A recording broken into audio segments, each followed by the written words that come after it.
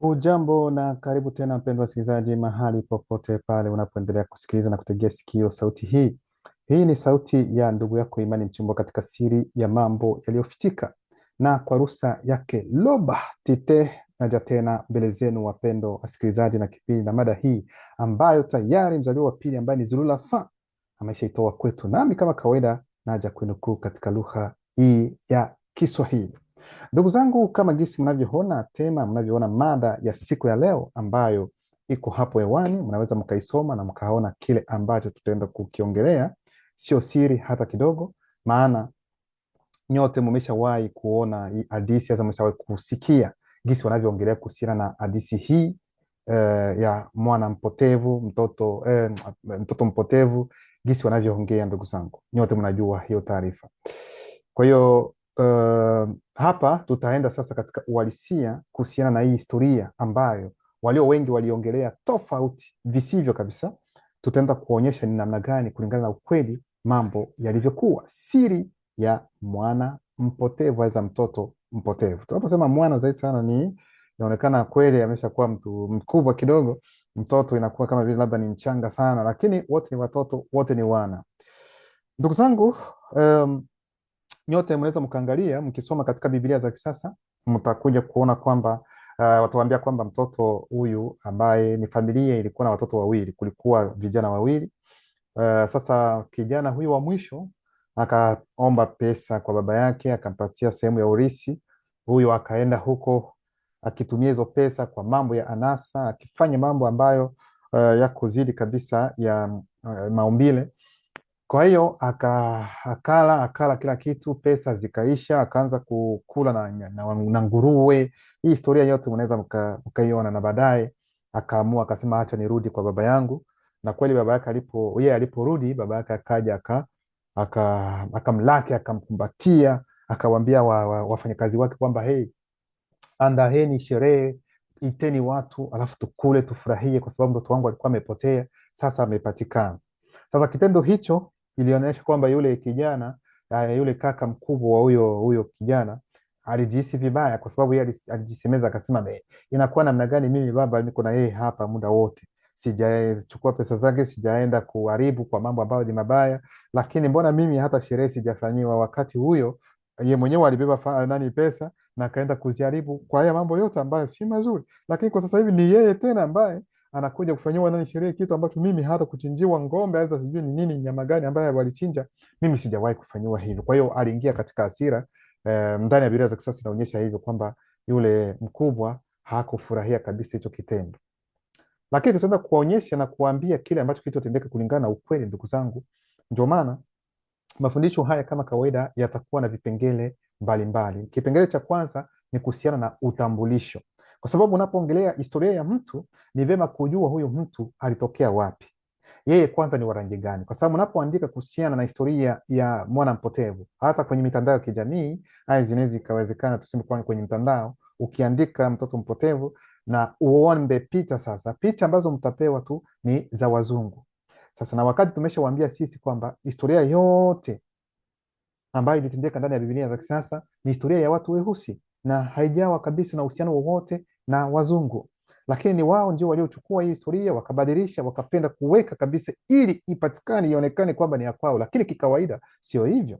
Kwa hiyo ndio maana ndugu zangu, lazima kwanza mnaenda kwenye chimbuko lenyewe, kwenye asili, kwenye chanzo chenyewe kilikuwa namna gani, kabla ya kuongelea mtu mwenyewe na kabla ya kuongelea yeye mwana mpotevu. Lazima mjue wazazi wake. Wazazi wake waliitwa nani? Baba yake aliitwa nani? Mama yake aliitwa nani? Kaka yake aliitwa nani?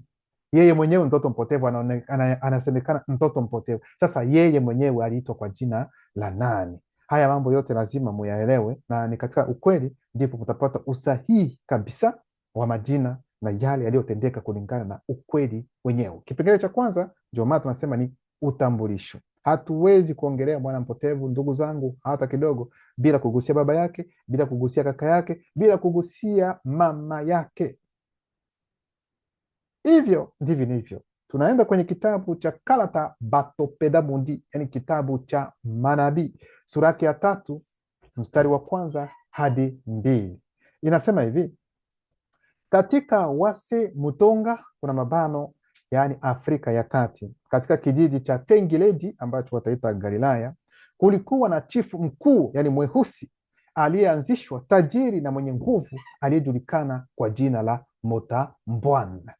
Kwa hiyo moja kwa moja wanatuonyesha kwanza utambulisho, na wanatuonyesha ni wapi hawa watu walikuwepo, yaani ni historia iliyo, yani ambayo ni halisi kabisa, sio mfano, hapana, ni historia ambayo ilitendeka. Na huyo bwana, yani hiyo familia ilikuwa katika Wase Mutunga, yani Afrika ya Kati, lazima mwelewe vizuri. Na huyu baba ambaye kwa jina anaitwa Motambwan, Motambwan yani ni mtu tajiri, mtu aliye na mali nyingi, yani yeye mwenyewe kwanza na jina lake, yani alitembea, alipambana na jina lake, tunaweza tukasema. Kwa hiyo walikuwa katika Uwase Mutunga akiwa na familia yake, humo ndimo walimokuwa.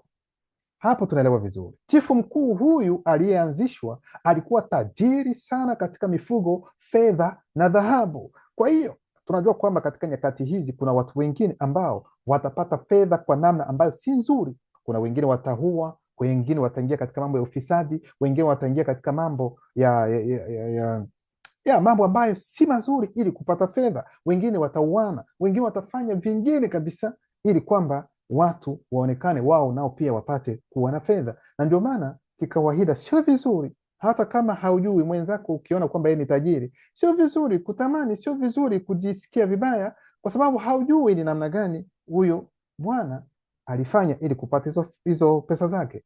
Lakini tusiwe watu walio na mioyo ambayo ni ya kufikiri vitu vibaya tu, kwamba labda kila tajiri aliye tajiri lazima atakuwa amefanya mambo ambayo si mazuri. Hapana, kwa sababu kuna matajiri ambao walifanya kazi kweli kweli na wakapata pesa zao na maisha yao wanaendelea kula raha yao kwa sababu walifanya kazi. Isionekane kwamba labda mtu anapotajirika ndio aonekane kwamba yeye labda ni mwizi, ni jambazi, ni jabaka, sijui alikula pesa za umma na mwingine. Sio wote. Kuna wengine ambao ni matajiri kabisa, halisi kabisa, kwa nguvu zao wenyewe. Kwa hiyo tusichange mambo, kwa sababu wengine wako na hiyo hali ya kupenda kujitetea wanapoona wengine wote wezi hao. Sio kwamba wote wezi. Fanya kazi, ni kitu kizuri. Na wengine kweli unaweza ukafanya kazi lakini ukakosa, sasa hilo ni jambo lingine, lakini angalau unajituma kwanza. Kukosa ni kitu kingine. Hakuna mtu ambaye anaweza akamcheka mwingine, kwa sababu leo wewe unapata, kesho anaweza kuwa mwingine. Kwa hiyo ni tofauti zaidi sana na hao watakaojiita sijui wa Kristo, ambao wataingia ndani ya mikusanyiko yao wakiwa masikini. Wao wanaenda kuomba Mungu, Mungu awapatie fedha, lakini kabla ya kuwapatia fedha Mungu, wachungaji wa uongo wanawaomba kwanza pesa ili Mungu awapatie tena baadaye. Wanapotoa hizo pesa kwa hao wachungaji wa uongo, wao wanabaki tena masikini, wanaenda kupiga magoti, wanalia, Mungu nipatie fedha. Utakuwa hauna akili, kwa sababu haiwezekani una pesa unaenda kumpatia mwingine mwenzako ukifikiri kwamba yeye atazipeleka kwa Mungu. Anazipitisha kwa njia gani? Ya mpesa? N'importe quoi. Kwa hiyo tumieni busara, tumieni akili, musiliwe kama watu ambao hawana mafikra. Hawa jamaa wako pale katika lengo la kuwanyonya, na hiyo paradiso ambayo watahubiria hamtaiona, kwa sababu haijawahi kuwepo, haipo. Na hivi vyote wanaowatisha kwamba mtaenda kuungua, mtaungua usipoweka sijui sadaka ya malimbuko na mengine, haya yote ni uongo mtupu. Hakuna chochote kuhusiana na hayo mambo wanaowaambia. Watawaambia katika kitabu, sijui kama ni kitabu cha nani kile, katika Agano la Kale, kwamba mnapoingia ingieni katika kama kanisa la Mungu, katika kusanyiko la Mungu, msiwe na mikono mitupu. Sasa wanaposema kwamba msiwe na mikono mitupu, inamaanisha kitu gani? Inamaanisha kwamba uwe na sadaka? Mikono mitupu ina maana kwamba unaweza ukawa na Biblia, si nyinyi mnabeba Biblia, sasa ni mikono mtupu? N'importe quoi. Unaweza ukachukua kitu kingine tu uwe hivi, kwa sababu Biblia inasema kwamba usiingie ndani ya kusanyiko, ndani ya nyumba humo ambao unaenda kuomba ukiwa na mikono mitupu. Mikono mitupu haiwezekani. Chukua hata kalamu, weka mkononi, basi unaingia ndani, kwa sababu hauna mikono mitupu.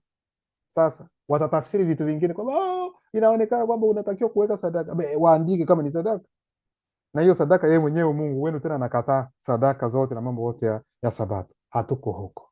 Kwa hiyo kuna watu ambao ni matajiri kweli kweli, waliofanya kazi kabisa na wakatajirika. Lakini kuna wengine ambao ni matajiri kweli kweli, lakini waliofanya ufisadi ili kuwa matajiri.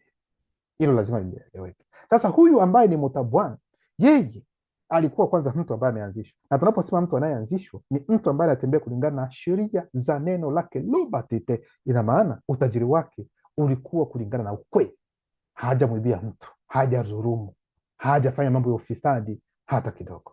Kwa hiyo kuwa tajiri katika njia ambayo ni halisi inawezekana. Watu wasifikiri kwamba kuwa tajiri lazima ufanye mambo ya ajabu ajabu ya kuunganisha, ya kufanya hivi ili kwamba uwe tajiri. No, inawezekana tu, ikitokea, inaweza ikatokea kwako ukawa tajiri kwa kitu kidogo tu ambacho umekianza. Ni kile ambacho unaweza ukafungua mlango na wengine unapita.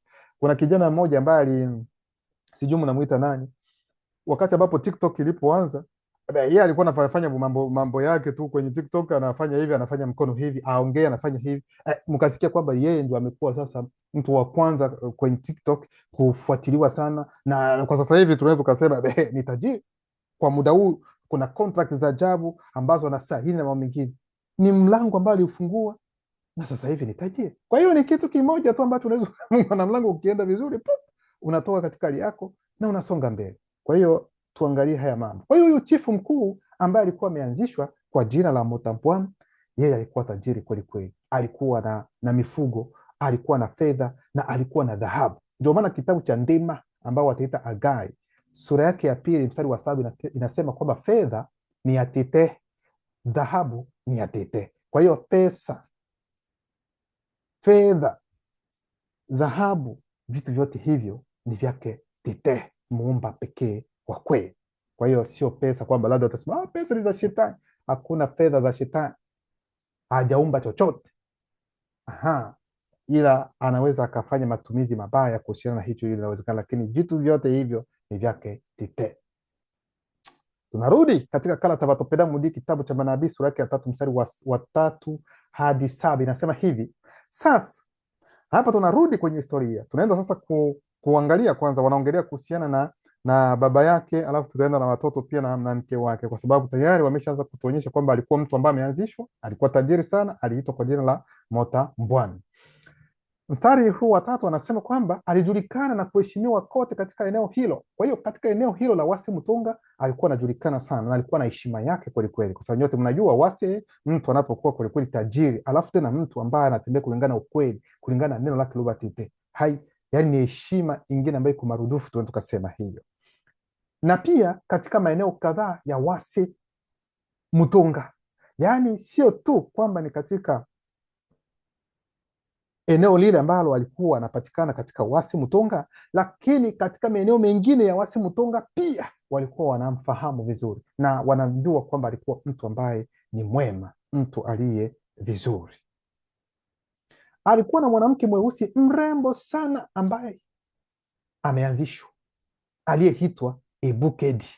Kwa hiyo tayari tunaona kwamba mke wake naye pia alikuwa mtu ambaye ameanzishwa. Ina maana kwamba hapo maisha yatakuwa tu ni mazuri, kwa sababu kutakuwa maelewano, wote wanatembea kulingana na ukweli, wote wanamwabudu Loba, muumba pekee wa kweli. Hakuna migogoro, hakuna paraka, na tayari sio kwamba wasioanzishwa, hawa tayari ni watu ambao wameanzishwa. Aliitwa kwa jina la Ebukedi. Yeye na mkewe walikuwa na wana wawili. Mkubwa aliitwa Edube na mdogo aliitwa Jongele. Kuna mabano, sio Jongele Zakaria ambaye wataita nani Jongele yule ambaye wataita Zakaria, hapana, mwana wa Namsi ambaye alikuwa Mutopeda Mudi, ni Jongele mwingine. Kwa hiyo sasa tunaenda kuona sasa kaka yake, yeye aliitwa Edube. Edube maana yake hilo ni jina Edube, yani ni kutii.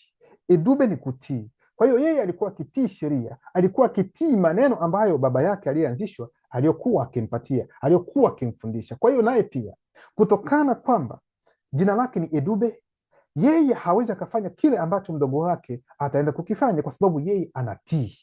Kwa hiyo ili kwamba asipate kufanya hayo ambayo mdogo wake ataenda kuyafanya, ni kwa sababu yeye alisikiliza na akaweka katika kazi kile ambacho amefanya nini, alichoelezwa. Ndio maana jina lake hapo tayari inaonekana kwamba yeye alipambana na jina lake, ili kwamba hilo jina lake lisichukue mamlaka juu yake, ili asiwe mtu ambaye si wa kutii. Kwa sababu ingelikuwa kwamba labda hakuenenda vizuri katika njia hiyo, ina maana kwamba asingelitii, angekuwa mtu ambaye asingetii, angeenda zidi ya neno ya jina lake. Kwa hiyo ndio maana ndugu zangu, unaweza ukapewa jina kweli kweli, na jina hilo ambalo uko nalo kweli, nawaambia linaweza likafanya mambo kadhaa katika maisha yako.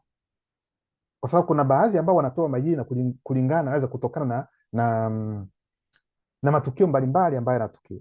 Mtoto anaweza akazaliwa katika wakati wa vita, mtoto ataitwa Mwavita. Kuna mwingine ambaye mtoto atazaliwa wakati wa njaa, ataitwa Njaa. Kuna watoto wengine ambaye atazaliwa katika familia, yani wakati huo wako na mateso, mtoto anaitwa Mateso. Na kweli majina kama hayo mfano yanaweza yakawa na impact kabisa katika maisha ya mtoto hapo baadaye, kwa sababu nyuma ya mateso kuna roho.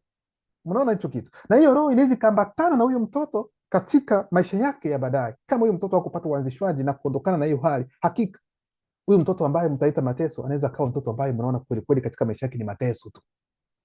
Mtoto ataitwa Huruma. Kuna mara utakuta kwamba yani mtoto ni huruma tu, unaona. Kwa hiyo majina, kuna majina, sijamaanisha kwamba wote walio na majina kama haya, kwa sababu najua kwamba kuna wengine ambao wataitwa Huruma ambao watasikia hivyo wasema kumbe mimi sio kwa namna hiyo. Nasema kuna majina ambayo yanaweza, sio kwamba lazima, yanaweza. Kwa hiyo lazima mtu ajue jina lake na maana yake, hata ulizia kwa nini walikupatia hilo jina ili upate kujua, kwa sababu ukijua, kuna mara unaweza ukapambana na hilo jina lako kusema hata kama ilikuwa kwa namna ambayo iko negative, wewe unaweza ukafanya ili kwamba jina lako lipate kuonekana tofauti kabisa na kile ambacho kilichotendeka. Ni kama yule ambayo tuliwahi kuongea kuhusiana na Mawala jina lake yani maana yake ni mitala, lakini kwa sababu hakuwezana, yani jina lake lilimbeba, ndio maana hilo jina mitala lilichukua maana ambayo si nzuri baadaye. Lakini kikawaida jina ambalo wamepewa mitala, angepambana nayo, ingekuwa na maana nyingine tofauti kabisa na hii ambayo ni ya kuoa wanawake wawili. Nafikiri hapa mnaelewa vizuri ndugu sana. Sasa hayo ndio majina ambayo hawa watoto wao walikuwa nayo. Kwa hiyo tumeona kwamba Edube yeye hawezi akafanya kile ambacho mdogo wake amekifanya, kwa sababu yeye anatii. Na ndio maana hata walivyoandika ndani ya Biblia za kisasa kusema kwamba kaka yake mkubwa, wakati ambapo aliporudi baba yake akamfanyia sherehe mdogo wake, kwamba yeye alijihisi vibaya. Huyu ni wa Biblia za kisasa, lakini huyu Edube ambaye ni kulingana ukweli, mtu ambaye ameanzishwa, hawezi akaingia katika ufahamu hata kidogo. Tofauti yake, yeye atakuwa na furaha zaidi kwa sababu mdogo wake amerudi, na kurudi kwake wanajua ni wapi ambapo alikuwa na alikuwa anafanya kitu gani na ni nini kilichomfanya kwamba aondoke aidha afanye mambo kama haya. Ndio maana utofauti uko hapo. Sasa tunaingia katika kipengele cha pili, lango la kuingilia. Sasa tatizo lake ni nini hasa? Ni kitu gani ambacho kilimfanya huyu mdogo wake ambaye ni Jongele? Jongele maana yake ni nini? Jongele maana yake ni nini? Kwa sababu hatujatoa maana jina lake. Jongele maana yake yeye ni kukumbuka. Kukumbuka ndio Jongele. Sasa inatakiwa naye pia katika maisha yake lazima apate kukumbuka. Sasa atakumbuka kitu gani? Na kitu gani ambacho kilimfanya aende na kufanya yale aliyoyafanya? Mlango upi aliokuwa nao? Sasa hapa tutaenda kuonyesha ni wapi ambapo mlango ulitokea. Mlango wa Edube ulikuwa, hapana Edube kumrazi, wa Jongele ulikuwa ni kitu gani? Na tunaenda katika kipengele hicho cha pili. Sasa mstari wake wasema saba, usiku mmoja Jongele alipokuwa amelala fofofo, yani kulala kabisa, msingizi mzito kabisa, alitembelewa kiuchawi na Menguma Madiba, yani nguva za majini. Kuna watu wengine ambao niliwahi kusikia wanaongea kwamba nguva za majini ni kitu kizuri sana, na wengine nikajiuliza aidha hawajui nguva za majini, aidha ni nguva zingine, aidha mambo mengine ambayo tofauti na hizi mnazoita mamiwa, hata na mambo mengine. Nguva za majini ndio zitakuwa kitu kizuri kweli ndugu zangu. Ni demons ndio nguva za majini, aidha iwe na majina mengine, aidha maana mengine labda. Usiku mmoja Jongele alipokuwa amelala fofofo, alitembelewa kiuchawi na Menguma Madiba, yani nguva za majini kadhaa, kwa sababu ya milango kadhaa aliyoifungua wakati wa safari zake za awali. Maana yake ni nini? Kwa hiyo hapa wanaanza kuonyesha ni wapi ambapo Jongele milango yake ilifunguka. Ila cha kushangaza na kitu ambacho mnatakiwa kuelewa ni kwamba milango yake haikufunguka akiwa safarini huko, katika hizo safari alizozifanya. Huko aliona kitu, aliona mambo kadhaa, na hayo mambo kadhaa hayo ndio tutaenda kuongelea ni nini ambacho alichokiona. Sasa kutokana na kile alichokiona kile, ndicho atakapokuja nyumbani, atarudi, atakaa kimya, hataongea na baba, hataongea na mama, hataongea na mdogo wake na kaka yake, kuwaonyesha, kuwaambia kile alichokiona, ili kwamba labda angalau anaweza akasaidiwa. Akakaa kimya. Sasa usiku sasa, hizo jengo mama Diba, yani nguvu za majini zikamjia sasa. Katika lengo gani? Kwa sababu kuna macho, ufahamu wa macho uliona mambo, na ufahamu wa macho unapoona, kuna wakati unakokota, unabeba, unaweka ndani. Sikilizeni kwa makini, ninapobeba inaweka ndani, hizo mengu mama Diba tayari zimeona, zimeshapata tayari ishara fulani kwamba tayari huyo jamaa mtego umeingia, yani tayari kuna mayai ambayo yameingia ndani mwake. Atakapolala sasa, ndipo hizo jengu aiza mengo mama Diba zitamchia usiku. Katika lengo gani? Tutaenda kuona. Kitu ambacho mnatakiwa kuelewa ni kwamba kuna mambo kadhaa ambayo aliyoyaona akiwa katika hizo safari zake, kwa sababu alikuwa mtu ambaye anatembea. Unajua kwamba kutembea ni muhimu sana ndugu zangu. Kama una uwezo wa kutembea kwenda katika, usikaekae tu sehemu yako tu. Kama una uwezo wa kutoka hata hapo unaenda sehemu nyingine, kwanza kutembea, uona mazingira nini, unarejea, ni vizuri.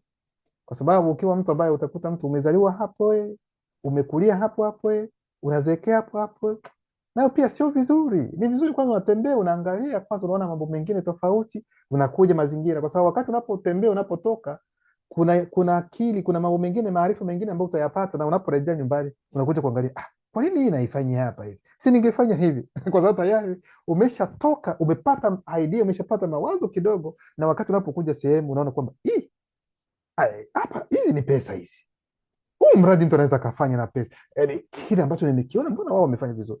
Kwa hiyo kutembea ni vizuri. Ndio maana mtu ambaye anasafiri sana anaweza akashinda hata mtu ambaye amesoma sana na ambaye hajawahi hata kusafiri. Hili sijui kama mnaelewa vizuri. Mtu ambaye ameshakuwa na uzoefu wa kusafiri sehemu mbalimbali ni mtu ambaye tayari ameshasoma mambo mengi, kama mjue, na anaweza kashinda mtu ambaye labda ana PhD ambaye hajawahi kusoma kutembea kutoka katika nchi yake. Maana wewe ambaye hujasoma hata kidogo, lakini umeshapiga safari za huku na huku na huku, kukatisha tiketi ya ndege hautashinda. Unapofika airport sasa, mambo mengine hauwezi ukashinda, unaishajua mambo yote, utaratibu mambo yote umeshajua. Lakini yeye ambaye hajui ni wapi kwa kuanzia, ni wapi baada ya hapo utafanya kitu gani, inakuwa ni vigumu. Unaona? Kwa hiyo tayari tena wewe unapokuwa katika sehemu zingine, kuna tamaduni mbalimbali, kuna lugha zingine ambazo utasikia, kuna watu tofauti tofauti, kuna namna ya kufikiri ya watu. Haya yote ni mafundisho. Kwa hiyo kusafiri, ndugu zangu, pia ni mafundisho ambayo yapo kabisa, kama unaweza. Sio tu kwenda nje ya nchi kwamba ndio kusafiri. Tunaweza ukatoka katika mkoa fulani kwenda katika mkoa fulani. Sasa wengine watajiuliza, sasa nikienda huku nitaenda kaa kwa nani? Kuna nyumba mbalimbali za wageni, kuna hoteli zipo, unajiandaa tu wakati fulani, hata mara moja kwa mwaka unaenda kwanza sehemu, unatulia huko, hata na familia yako mnatulia hata ndani hotelini huko, haiza hizi guest house ambazo mnaweza mkatulia hata kwa muda wa wiki moja, mnaangalia angalia mazingira ya nchi yenu alafu mnarejea. Sio vibaya, ni vizuri. Kwa hiyo yeye Jongel alikuwa na hiyo hali ya kutembea tembea, alikuwa mtu ambaye anatembea. Sasa katika kutembea huko yeye aliona mambo mengine, lakini siwaambie kwamba mwende kuona mambo mengine, lakini umuhimu wa kutembea ndio unamaanisha tu zaidi. Sasa alichokiona ni kitu gani? Ni nini ambacho Jongel alikiona? Na mnatakiwa kuelewa kwamba ndugu zangu, katika kipindi hicho cha Jongel, demoni zilikuwa na hiyo tabia ya kuingilia watu katika usingizi. Wanaweza kufanya mambo ambayo si mazuri, na zaidi sana wale ambao hawana ulinzi wa neno, kwa sababu hawezi wakavamia mtu ambaye yuko hivi hivi na kumweza tu hivi hivi katika neno. Sasa tunaweza kuona hayo ni mambo gani aliyoyafanya zaidi sana. Aliona nini huko? Na kabla ya kuona nini, huu utaratibu wa hiyo hali ya demon hizo kutembelea watu sio katika kipindi chake tu. Ndio maana kitabu cha Kinye Ewo, yani Wafalme wa Kwanza sura yake ya 17 mstari wa 3 inasema, wavulana hawa wadogo walishambuliwa kila siku na mengu mama Diba, yani nguvu za majini, wakati wa usingizi wao, isipokuwa mmoja tu. Kwa hiyo ilikuwa ni kipindi cha Be, ambaye wataita Elia Bedekwese, ambaye katika kipindi chake, yani karibu vijana wote walikuwa wakipata matembezi ya demoni ya mengu mama Diba, lakini kwake yeye no. kwa sababu yeye alikuwa tofauti katika kipindi hicho. Hata pia kitabu cha Nguma ambayo utaita Yona sura yake ya kwanza mstari wa 4 inasema, demoni succubus zilichukua sura ya wanawake warembo sana wasioanzishwa ili kuwatongoza wanaume wasioanzishwa wakati wa usingizi wao. Unaona hicho ndio kitu ambacho wanafanya, hizo zilikuwa zinafanya katika kipindi hicho zaidi sana. Sasa mlango wa Jongele ndio upi? Ulikuwa ni nini? Jongele kama jinsi nilivyosema, aliona watu wengi, aliona vitu vingi sana katika safari zake, lakini kitu kilichomfanya aingie katika matatizo hayo ni wanawake wazungu na damu mchanganyiko. Hicho ndio kitu ambacho kilisumbua, yaani wanawake wazungu na damu mchanganyiko. Maana wakati alipowaona, ufahamu wa macho yake ulikokota, akafurahia, akawapenda, lakini hakufanya chochote. Hakuwatongoza, hakusema oh I need you, aliweka ndani mwake na alirudi bila kufanya chochote. Sasa kwa sababu hizo demon ziliona na zinajua, zikamfuatilia. Sasa alipokuwa nyumbani analala vovovo, zikamujia sasa, zikaja sasa na picha na taswira za hao wanawake ambao aliwaona katika kipindi hicho cha safari zake. Hivi sijui kama mnaelewa vizuri. Ndio maana angalisho sana kwa mambo mnayoyaona, angalisho sana kwa mambo ambayo mnayaona. Ndugu zangu, wewe unaweza ukaona ukasema imeishi, kumbe umeingiza.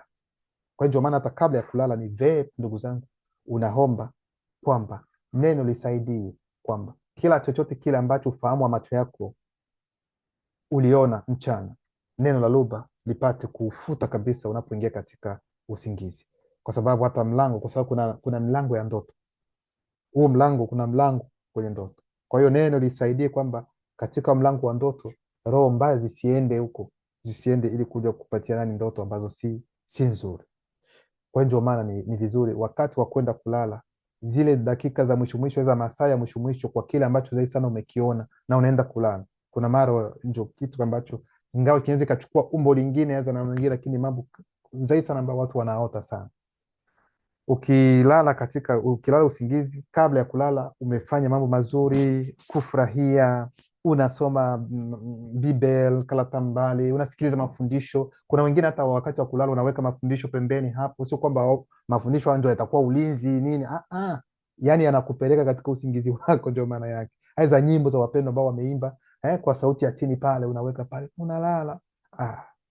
Utakuta kwelikweli ka usingizi kako kanakuwa kazuri zaidi sana. Na wakati mtu anapokuwa vizuri, hata kuotaota uwezi ukaotaota sana kama mambo yako super, yako vizuri sana utakuta unalala tu hadi asubuhi lakini sijamaanisha kwamba uwezi ukatikisika, lakini utakuwa na ufahamu. Hilo ni hivyo. Kwa hiyo aliona hao wazungu, wanawake wazungu, na akaona wanawake hao wasioanzia damu mchanganyiko. Hayo yote akaweka ndani ya ufahamu wake. Demon hizo zikaja usiku ili kuja kumvamia zikiwa na hizo umbo, na tayari kwa sababu kilikuwa kitu ambacho alisha akiona, tayari wataweza namna gani ya kumshawishi. Sasa kipengele cha 3, atakiuka sasa sheria, yaani ukiukaji wa sheria. Sasa hizo sheria atazikeuka namna gani?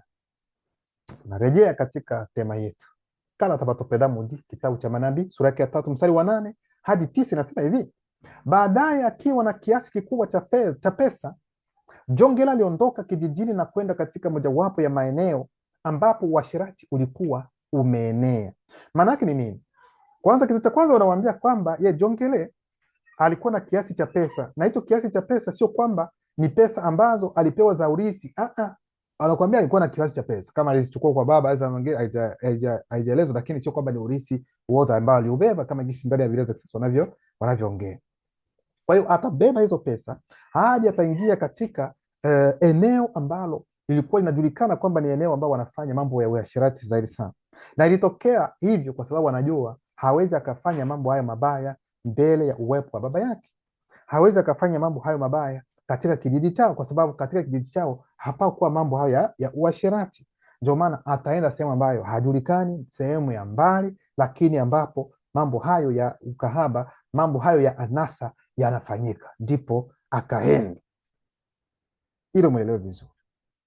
Sasa tunaweza tukajiuliza, kwanza Jongele alikuwa mtu wa namna gani? Alikuwa asianzishwa? Alikuwa asianzishwa aliyenehemiwa? Aidha alikuwa mtu aliyeanzishwa? Mimi nitawapatia jibu la haraka kabisa. Alikuwa ameanzishwa, sio kwamba yani alikuwa mtu ambaye ameanzishwa. Sikilizeni kwa makini, yeye, kaka yake, baba, mama, wote walikuwa watu ambao wameanzishwa. Lakini swali mtajiuliza sasa, mtu ambaye ameanzishwa imekuwa namna gani apelekwe na hizo demon, afungue mlango aje aingie katika hiyo hali? Hizo swali sio nzuri kujiuliza sana, kwa sababu ikiwa wewe haijakutokea hauwezi ukaelewa kwa nini huyu jamaa amefanya hivi. Sijui kama naelewa vizuri, sijui kama naelewa vizuri. Tutafika hapo vizuri, mtaenda kuelewa vizuri baadaye kidogo. Sio kutetea, hapana, lakini kama kuna kitu ambacho hakija kutokea, kuna mara unaweza ukasema huyu naye ni hovyo, lakini ikikutokea ndio utasema kumbe ndivyo ilivyo. Kwa hiyo ndio hivyo.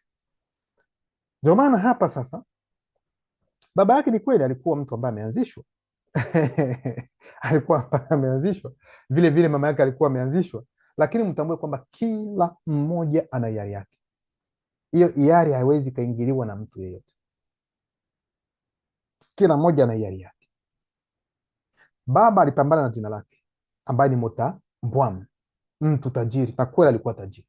Mama alipambana na jina lake. Kaka yake naye pia alipambana kumrazi na jina lake ambaye ni Edudu. Alipambana wote, ilitakiwa naye pia, sio kwamba labda ilitakiwa aende kufanya mambo kama hayo, lakini ilitakiwa pia wakati fulani tu naye pia apambane zidi ya jina lake, yani apambane kumrazi na jina lake, ili kwamba apate kuwa na mamlaka juu ya jina. Alibebe, tuseme jina lake, alibebe jina lake. Kwa hiyo naye pia ilitakiwa kufikia huo muda naye pia abebe jina lake. Sasa wakati alipofanya hivyo, sasa yeye akaenda kupambana na hizo demon za matukio ambazo zimekuja kujidhihirisha, ili kwamba tuone kwelikweli kama kwelikweli Jongele ambaye ni kukumbuka kama kwelikweli atakumbuka hizo. Hapana. Mstari wa 8 anasema, baadaye akiwa na kiasi kikubwa cha pesa, Jongele aliondoka kijijini na kwenda katika mojawapo ya maeneo ambapo uasherati ulikuwa umeenea. Na wanaposema kijijini hapa, msifikiri kwamba labda ni vijiji vya kwetu kwa wakati huu. Vilikuwa vijiji ambavyo vinaeneza kila kitu, viko sawa kabisa, viko kama gesi Mzaliwa Pili anavyotueleza. Sasa mimi sikuwepo, yeye ndio anajua na yeye ndio anatuambia, na anachokiongea ni ukweli, kwa sababu yeye hana muda wa kuongea uongo, kwa sababu yeye si wa uongo. Mwelewe hicho kitu. Sasa huko alijihusisha na uasherati na anasa za ngono na maovu yasiyo ya asili kwa kulala na wanawake wazungu na damu mchanganyiko, yani metisi, chini ya ushawishi wa Menguma Majiba Nguva za Majini. Kwa hiyo alienda huko ni kulala na wazungu, kulala na damu mchanganyiko, kitu ambacho nyinyi nyote mnajua kwamba kinakatazwa, sio vizuri. Unaona, ndani ya Biblia za kisasa watawaambia kwamba akaanza kula na nguruwe. Ndio mtaelewa nini wamaanisha ndani ya Biblia za kisasa. Ndio maana katika Biblia za kisasa tulikuwa tunajua mtu aanze kula, tunajua nguruwe namna gani inavyokula, iko katika matope nini. Kwa hiyo ndio atakuwa nguruwe inakula na yeye anakula. Hawakupenda kuweka kwamba ni wazungu na damu mchanganyiko, kwa sababu ni wao ndio wanaandika. Mnaelewa? Kwa sababu ni wao ndio wanaandika.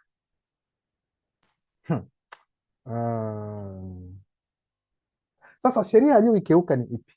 Nimewambia kwamba tayari alianza mambo ya ngono na wazungu na damu mchanganyiko, lakini haijamaanisha pia kwamba wangelikuwa wasioanzishwa ingekuwa vizuri, hakuna shida, angefanya tu kwa sababu ni weusi. No, unatakiwa kufanya hivyo kwa mke wako, ni dhambi tu, lakini hicho kilikuwa kimekatazwa kwanza, hata katika lengo la kupenda kuoa za kuolewa. Hiyo ni kufuru kabisa, haitakiwi.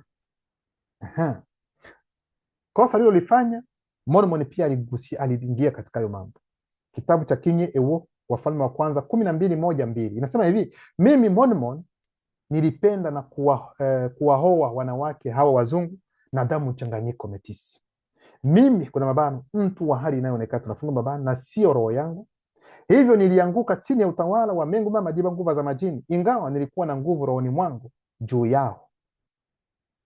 Nilijiruhusu kuongozwa nao hadi wakati unaojulikana.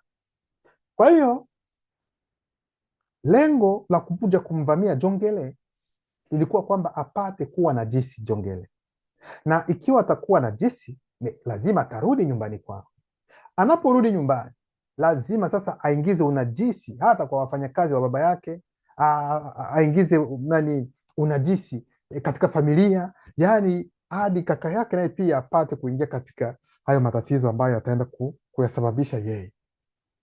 Lengo lilikuwa kwamba apate kufungua milango kwa baba yake pia na wengine wote ambao wako bado chini ya sheria, ambao wanatii sheria. Ndio maana kipengele cha 4 jina lake linachukua maana yote na ukombozi. Kwa hiyo sasa hapa ndio watapambana sasa na jina lake, kwa sababu jina lake tunaona kwamba ni Jongele, na hapa lazima sasa aonyeshe kwamba yeye kwelikweli yeye ni Jongele. Kitabu cha Kalata Batopedamu ndi sura yake ya 3 mstari wa 10 hadi 19 nasema, lakini wakati wa maisha yake ya anasa, katika mateso ya nafsi yake, mateso ya nafsi yake, kwa sababu nafsi yake ilianza kuteseka anapofanya mambo ya unajisi. Nafsi yake kweli inaanza kujisi vibaya, ila hayo mambo bado hayajafikia ndani ya roho yake. Kwa sababu yakifika kwenye roho yake, hapo sasa mtu amepagawa kabisa kikamilifu. Ndio maana ingali kwanza kwenye nafsi yake. Lakini wakati wa maisha yake ya anasa, katika mateso ya nafsi yake, alikumbuka mafundisho ya baba yake aliyeanzisha. Kwa hiyo alikumbuka mafundisho. Tayari tunaona kwamba jina lake linakamilika kwa sababu alikumbuka mafundisho. Maana jina lake ni kukumbuka, Jongele, kukumbuka. Hilo ndio jina lake. Kwa hiyo tayari anapokumbuka mafundisho ya namna gani baba yake alivyokuwa akiongea kuhusiana na ukweli, kutokufanya hivi, kutokufanya kile, tayari moja kwa moja na anakumbuka sema, kwa nini hii hali? Alipopata ufahamu, alijisemeza, mimi ni wa jamii ya asili, kuna mabano, nyeusi, na baba yangu ni mtu muhimu na anayeheshimika, na mimi hapa ninajinajisi na wanawake wazungu na damu mchanganyiko metisi. Hapo ndipo ufahamu kasema, ni nini ambacho ninakifanya? Mimi ni wa jamii ya asili bwana, mimi ni mweusi, mimi ni wa taifa teule. Kwa nini niende kujiingiza katika mambo ya unajisi na hawa ambao tunajua kwamba tunakatazwa? Kwa nini nifanye mambo kama haya? Angalia, baba yangu anajulikana, baba yangu ni mtu ambaye ana heshima zake. Sasa hivi mafundisho yote ya baba yameenda wapi? Watu watamuona baba namna gani? Kwa hiyo akakumbuka mafundisho ambayo babake alimpatia, akasema no, hapana, hapa nilipo sio vizuri. Lakini hivi alikuwa chini ya ushawishi wa nini? Wa Mengu Mama Diba. Kisha akaomba maombi haya na kusema, Loba, nimetenda dhambi zidi ya sheria zako. Kumrazi, Loba, nimetenda dhambi zidi ya sheria za neno lako. Kuna mkato. Ndugu zangu, msamaha unatokana kwanza na kutambua kosa lako. Unatambua kwanza kosa lako na unalikiri, unasema kweli kweli, na unajutia kwamba nilichokifanya kweli hakika hakiko sawa. Nilimuumiza mwenzangu, nilimsumbua, nilimfanyia kitu ambacho sio kizuri. Unahisi maumivu kwa kweli, unakumua, unasema no, sijafanya vizuri. Hapo ndio msamaha kwanza unaanza. Wewe mwenyewe unajitambua kwamba nimekosa. Lakini wengine ambao wataenda kule, kama umeona kwamba nimekukosea, naomba unisamehe. Sasa kama mimi naona kama, kwa hiyo wewe haujaona kwamba umekosa, hiyo ni aina gani ya msamaha? N'importe quoi. Kama umeona kwamba nimekukosea, basi naomba unisamehe na mimi nikusamehe kwa hayo maneno ambayo unaongea. Siwezi nikakusamea, msamaha wangu hauwezi ukaupata hata kidogo. Lazima kwanza uingie katika ufahamu na utambue kwa kweli ulichokifanya ni kibaya. Ulichomfanyia mwenzako kimemuumiza. Ulichomfanyia, ulimwongelea mambo ambayo si ya ukweli. Kubali kosa ulilolifanya, na baada ya kukubali ndipo unaweza ukaenda kuomba msamaha kwa huyo mtu. Unasema kwamba kaka, dada, kwa kweli nimekukosea. Mtu ambaye ana busara kabisa na mtu ambaye anatembea kulingana na ukweli hawezi akadhihirisha hali ambayo mimi nimezihirisha. Kwa hiyo naomba kwa hakika kabisa, naomba unisamehe na haya mambo, naomba neno nisaidie, sitamani hata siku nyingine tena kuyarudia. Hivi mnasikia gisi msamaha unaomba? Na hapo ndipo yule ambaye anayosikia anahisi kweli huu ni msamaha wa dhati. Hapana, unaambiwa kwamba umetenda kosa, umekosea, kwa sababu mimi nilikuwa tu hivi na ndio maana ikawa tu hivyo. Mimi lakini sikufikiria hivyo. Kubali kosa, umekosa. Hapana maelezo. Umekosa alafu masababu yanaanza, ni kwa sababu nilikuwa hivi, nilikuwa na njaa ndio maana nikatenda vile, nilikuwa na hivi. Achana mambo ya masababu. Hapa Jongele alisema Loba, nimetenda dhambi dhidi ya sheria za neno lako. Hakusema kwamba Loba, hizi demoni hizi Jenguma Madiba ndio zimekuja kunizumbua kabisa, ndio zimefanya mimi nimetenda kosa, labda hizi demoni zisingekuja. Loba tete, wewe unafikiri kweli naweza nikafanya mambo kama haya? Je, ni namna hiyo ndio unaomba msamaha? Kisha akaomba maombi haya na kusema, Loba, nimetenda dhambi dhidi ya sheria za neno lako, niruhusu niokolewe na kurejeshwa muda huu. Loba. Na wakati anapoomba hayo maombi, kuna kaka zetu ambao wapo pale, wanajua kila kitu, wanasikia. Muda huo huo Mutatedi, Loba, Mutatedi alikuja na kumkomboa na kutokana na ushawishi wa Menguma Madiba, yaani nguvu za majini, kisha akamrejesha. Nakwambia ndugu zangu, msamaha kama ni wa dhati, yaani hauna mambo ya ajabu ajabu mawili matatu ya kuungaunga. Ukikubali kosa lako kwa kweli kwamba umetenda kosa na ukajinyenyekeza, hakika msamaha unapita na utaona kweli kweli mzigo ambao ulikuwa nao unatua, unakuwa huru, unajisikia kweli niko sawa.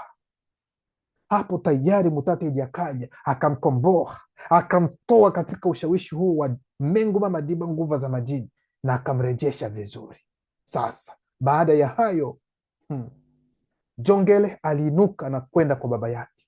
Alipokuwa bado mbali, baba yake alimwona, akamwonea huruma, akakimbia akajitupa shingoni mwake, akamkumbatia. Hapana akambusu kama Yesu wenu ambaye alibusu nani? Alibusu Yuda Iskariote wakati anamtafuta, yani rafiki, akambusu mwa n'importe quoi, akambusu kwa wororo.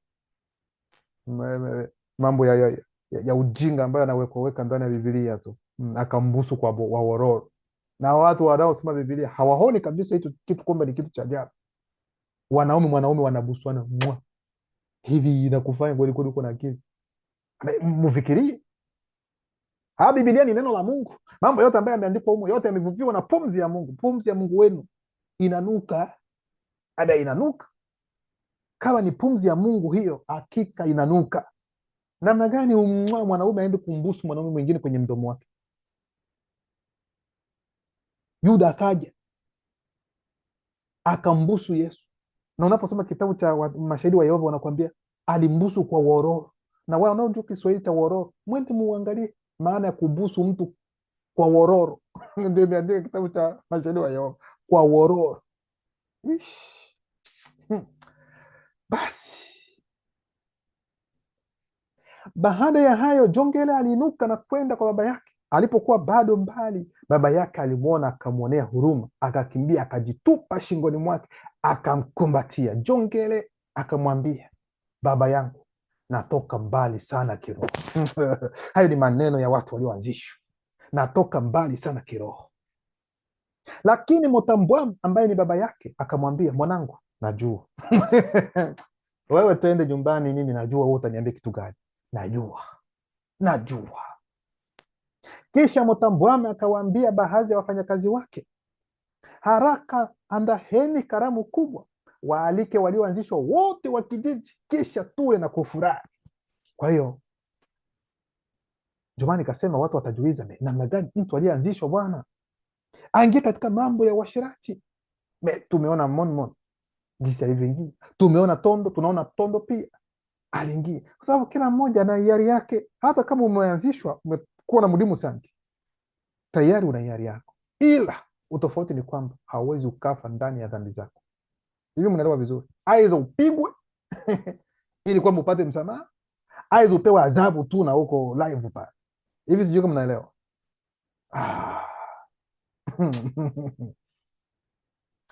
Yeyote ambaye yuko na mudimu sanki, ina maana kwamba ameshapita katika njia yote ya utakaso, ameshakuwa mtakatifu.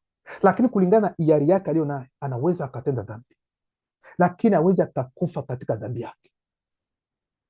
Na anapoenda kufanya hivyo, lazima atapewa adhabu, hata achiliwa. Aidha atapewa adhabu ya kifo, lakini kifo kitakuwa kifo cha kimwili, ili apate kupona, asiende kwenye hukumu. Aidha atapewa adhabu, kutatokea kitu katika maisha yake hicho hicho. Kwa hiyo ni mambo ambayo yanatokea. Ila haijamaanisha kwamba ulimwengu wa kiroho ndio unaleta mabaya, no. Ulimwengu wa kiroho kuna magonjwa kwa mfano ambayo yapo pale, lakini ulimwengu wa kiroho unaweka kizuizi, unaweka ulinzi ili kwamba magonjwa yasipate ukipata. Sasa ukifanya kitu ambacho kiko hivi, wakitoa ulinzi wao, magonjwa hayajakupata, utasema kwamba ni ulimwengu wa kiroho ndio unakupatia? Na wao wanatoa ulinzi wao, wanajiendea. Ulimwengu wa giza kichao unakuja unamaliza, wewe utasema kwamba ni ulimwengu wa kiroho? Ni Mungu wa Biblia ndiye anayewapatia watu matatizo. Ndio maana mtasoma Ayubu, Mungu anapiga stori na Yesu na nani? Na shetani. Unatoka wapi? Nilikuwa naenda natafuta tangatanga duniani huko. Ulimuona mtu wangu huko? Nilimuona. Huyu ananipenda sana, namwamini Mungu.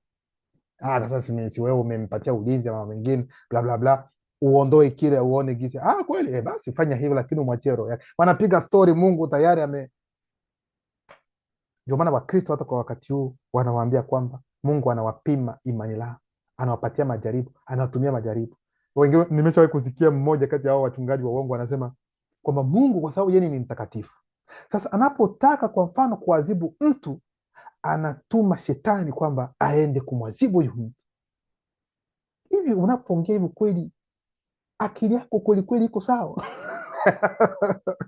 Mungu wako anapiga stori na shetani ili shetani aende kumuuia, kwa sababu Mungu hawezi. Ina maana kwamba Mungu wako akiua yeye ni dhambi? Malaika wa Mungu wako wakija kuua watu humu duniani ni dhambi? Awe uko mbali. Kwa hiyo upendo ambao Jongera alikuwa nao kwa neno la Luba ulimfanya arudi tena imara. Ndio maana nawaambia ndugu zangu, ikiwa unapenda neno kwa dhati kabisa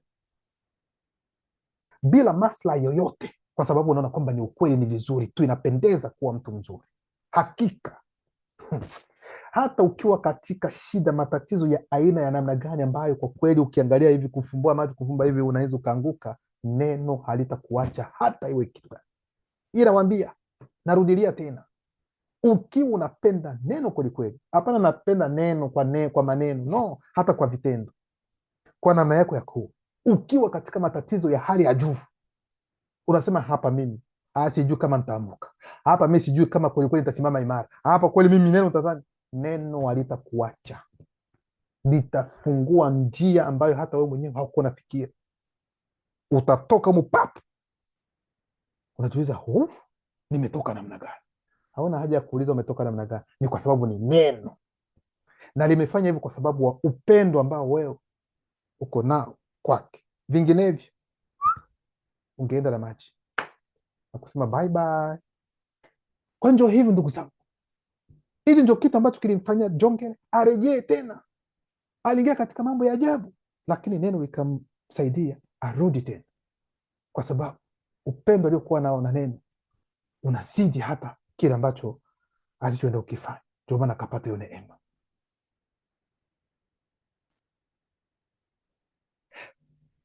Alafu anasema hapa, kesha Motambwam akawaambia baadhi ya wafanyakazi wake, haraka andaheni karamu kubwa, walialika walioanzishwa, waalike walioanzishwa wote wa kijiji, kisha tule na kufurahi, kwa maana mwanangu huyu alikuwa kama mtu asiyeanzishwa.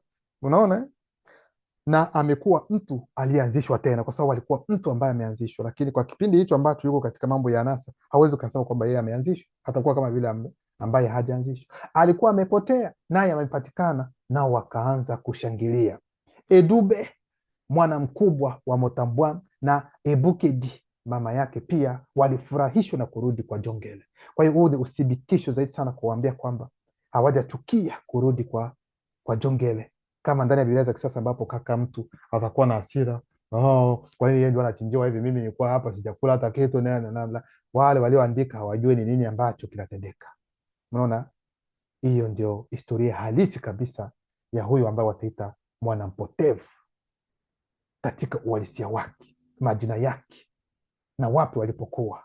Historia yote imepita katika uasi, kwa sababu historia yote ya Biblia kuanzia mwanzo hadi Ufunuo ni historia ya watu weusi ambao wazungu walibadilisha. Ili tunaliongea kila mara na sitachoka hadi pale ambapo neno litaruhusu kwamba hauwezi ukaongea tena, aweza umeondoka, aweza umefanya vitu vingine. Basi mwelewe vizuri, hii historia yote ya Biblia kuanzia mwanzo hadi Ufunuo ni historia ya watu weusi Wale ambao mtawaita Adamu na Eva hawakuitwa Adamu na Eva, wote walikuwa weusi, hawakuitwa Adamu na Eva, ni majina yao ambao wamepaka.